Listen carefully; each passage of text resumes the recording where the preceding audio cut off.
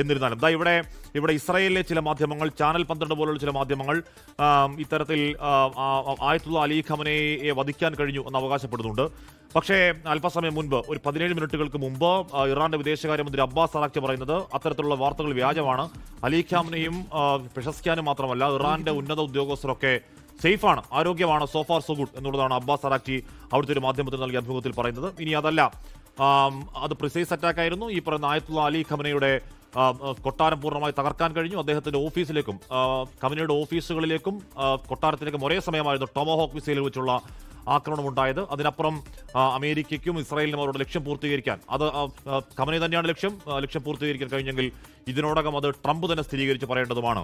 KR Gopikrishnan കുറിച്ചിരുന്നു. Gopikrishnan, ഇവിടെ ഇത്തരത്തിൽ ആണവ ചർച്ചകൾ അല്ലെങ്കിൽ ആണവ സമ്പുഷ്ടീകരണം എന്നൊക്കെ പറയുമ്പോൾ പോലും ആത്യന്തികമായി അമേരിക്കയുടെയും ഇസ്രായേലിന്റെയും ലക്ഷ്യം ആയത്തുള്ള അലി ഖമനയെ കൊല്ലുക എന്നുള്ളത് തന്നെയാണ്, അല്ലെങ്കിൽ അവിടുത്തെ ഭരണമാറ്റം തന്നെയാണ്.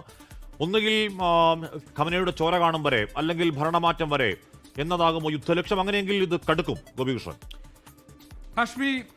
ഹാഷ്മി സൂചിപ്പിച്ചതുപോലെ തന്നെ ഈ യുദ്ധത്തിന് പിന്നിൽ ഒറ്റ കാരണമേ ഉള്ളൂ, ഒറ്റ ഉദ്ദേശമേ ഉള്ളൂ, ഒറ്റ ലക്ഷ്യമേ ഉള്ളൂ. അത് ഇറാനിലെ ഭരണമാറ്റമാണ്. മറ്റു കാരണങ്ങൾ എന്തൊക്കെ പറഞ്ഞാലും സമാധാനത്തിന് വേണ്ടിയുള്ള ശ്രമങ്ങൾ നടക്കുമ്പോൾ ഇറാൻ ആണവ പദ്ധതിയിൽ നിന്ന് പിന്മാറണമെന്ന ആവശ്യം, നിബന്ധനയുടെ പുറത്ത് ചർച്ചകൾ പുരോഗമിക്കുന്നതിനിടെയാണ് ഈ ആക്രമണം ഉണ്ടാകുന്നത്. ഇതൊരു സംയുക്തമായ ആക്രമണമാണ് എന്ന്, ഇതൊരു മറയില്ലാതെ പകൽ വെളിച്ചത്തിൽ നടന്നിട്ടുള്ള ആക്രമണമാണ്. ഇരു രാഷ്ട്രീയ നേതാക്കളും ഇസ്രായേലും അമേരിക്കയും അത് തുറന്നു പറഞ്ഞു കഴിഞ്ഞു. ഇത് യഥാർത്ഥത്തിൽ മധ്യസ്ഥ ശ്രമങ്ങൾക്ക്, ചർച്ചകൾക്ക്, നീക്കങ്ങൾക്ക് നേതൃത്വം കൊടുത്ത ഒമാനെ പോലെയുള്ള രാജ്യങ്ങളെ അമ്പരപ്പിച്ചിരിക്കുകയാണ്. ഏത് സാഹചര്യത്തിലാണ് ഇതൊരു യുദ്ധത്തിലേക്ക് മാറിയതെന്നതിന്റെ അമ്പരപ്പിലാണ് മറ്റ് ലോകരാഷ്ട്രങ്ങൾ ഇപ്പോഴുള്ളത്. ഇത് സ്വാഭാവികമായും മധ്യപൂർവേഷ്യയെ വലിയൊരു യുദ്ധത്തിലേക്ക് തള്ളിവിടുന്ന സാഹചര്യം സൃഷ്ടിച്ചിരിക്കുന്നു. ഇതിൽ ഏറ്റവും പ്രധാനപ്പെട്ട കാര്യം, യുദ്ധം നടക്കുന്നു, ആക്രമണവും പ്രത്യാക്രമണവും നടക്കുമ്പോഴും പലതരത്തിലുള്ള തെറ്റായ വാർത്തകളും വിവരങ്ങളും സന്ദേശങ്ങളും ഒക്കെ ഒരു ഭാഗത്ത് പ്രചരിപ്പിക്കപ്പെടുന്നു എന്നുള്ളതാണ്.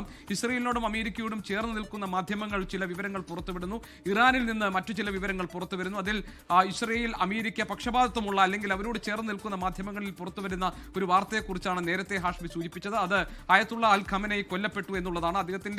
അദ്ദേഹം താമസിച്ചിരുന്ന മന്ദിരം ആക്രമിക്കപ്പെട്ടു, അതിനെ തുടർന്ന് അദ്ദേഹം കൊല്ലപ്പെട്ടു എന്ന തരത്തിലുള്ള വാർത്തകൾ ഒരു ഭാഗത്ത് പ്രചരിച്ചിരുന്നു. എന്നാൽ ഈ വാർത്തകളൊക്കെ അസംബന്ധമാണ് എന്ന ഒരു വിശദീകരണം ഇറാന്റെ ഭാഗത്തുണ്ടായിട്ടുമുണ്ട്. ഇപ്പോൾ ഏറ്റവും പുതിയതായി പുറത്തുവരുന്ന മറ്റൊരു വാർത്ത, അത് റോയിറ്റേഴ്സ് റിപ്പോർട്ട് ചെയ്തിട്ടുള്ള വാർത്തയാണ്. ഇറാൻ പ്രതിരോധ മന്ത്രി അമീർ ഹട്ടാമി കൊല്ലപ്പെട്ടു എന്നുള്ള വാർത്ത വരുന്നുണ്ട്. ഈ ആക്രമണം പ്രധാനമായും ലക്ഷ്യം വെച്ചിട്ടുള്ളത്, ഉന്നം വെക്കുന്നത് ഇറാനിലെ ഭരണ നേതൃത്വത്തിൽ നിൽക്കുന്ന, അവിടുത്തെ ജനങ്ങളെ സ്വാധീനിക്കുന്ന, അല്ലെങ്കിൽ അവിടുത്തെ ഏറ്റവും പ്രധാനപ്പെട്ട പദവിയിൽ കഴിയുന്ന നേതാക്കളെ കൊല ചെയ്യുക എന്നുള്ളതാണ്.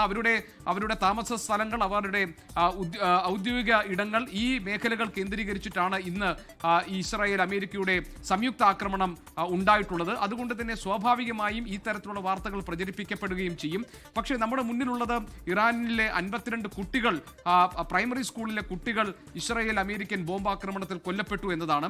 നേരത്തെ ഹാഷ്മി ഐക്യരാഷ്ട്രസഭയെക്കുറിച്ച് ചോദിച്ചു. ലോകരാഷ്ട്രങ്ങൾ ഒന്നാകെ വളരെ ആശങ്കയോടുകൂടി ഈ യുദ്ധ സാഹചര്യത്തെ നോക്കിക്കാണുമ്പോൾ ഐക്യരാഷ്ട്ര സഭയ്ക്ക് എന്ത് പങ്കാണ് ഈ കാര്യത്തിൽ ചെയ്യാനുള്ളതെന്ന സംശയം നിലനിൽക്കുന്നു. കാരണം ഫ്രാൻസ് ഇപ്പോൾ ആവശ്യപ്പെട്ടിരിക്കുന്നത് ഐക്യരാഷ്ട്രസഭ ഇടപെടണമെന്നാണ്.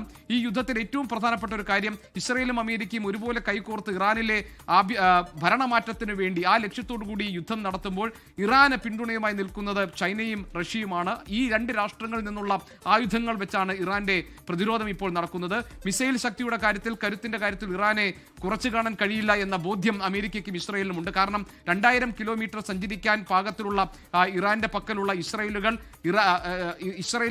ഇറാന്റെ കയ്യിലുള്ള മിസൈലുകൾ ഇസ്രായേലിലെ എല്ലാ നഗരങ്ങളും ലക്ഷ്യം വെച്ച് ആക്രമണം നടത്താൻ ശേഷിയുള്ളതാണ്. അവിടെ അയൺ ഡോമും എയ്റോ 3യും പോലെയുള്ള പ്രതിരോധ സംവിധാനങ്ങളൊക്കെ ഉണ്ടെങ്കിലും അതെല്ലാം മറികടന്ന് ഇസ്രായേലിലേക്ക് ഇറാന്റെ മിസൈലുകൾ പതിക്കുന്ന അനുഭവം നമ്മൾ ജൂണിൽ കണ്ടതാണ്. 12 ദിവസം മാത്രം നീണ്ടു നിന്നതായിരുന്നു അന്നത്തെ പോരാട്ടമെങ്കിൽ ഇന്ന് വളരെ കരുതലോടുകൂടി, വളരെ എല്ലാ വിധത്തിലുള്ള ഒരുക്കങ്ങളോടുകൂടി, സജ്ജീകരണങ്ങളോടുകൂടിയുള്ള സംയുക്ത ആക്രമണമാണ് ഇറാന് മേൽ ഉണ്ടായിട്ടുള്ളത്.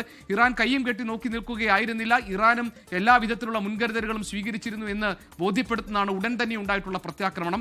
ലോകത്തെവിടെയായാലും ഏത് സമയത്തും 24 വാർത്തകളും ഓഗ്മെന്റഡ് റിയാലിറ്റി പാക്കേജുകളും എക്സ്പ്ലെയിനറുകളും വിശദമായി കാണാൻ ഞങ്ങളുടെ യൂട്യൂബ് ചാനൽ നിങ്ങൾക്ക് സബ്സ്ക്രൈബ് ചെയ്യാം.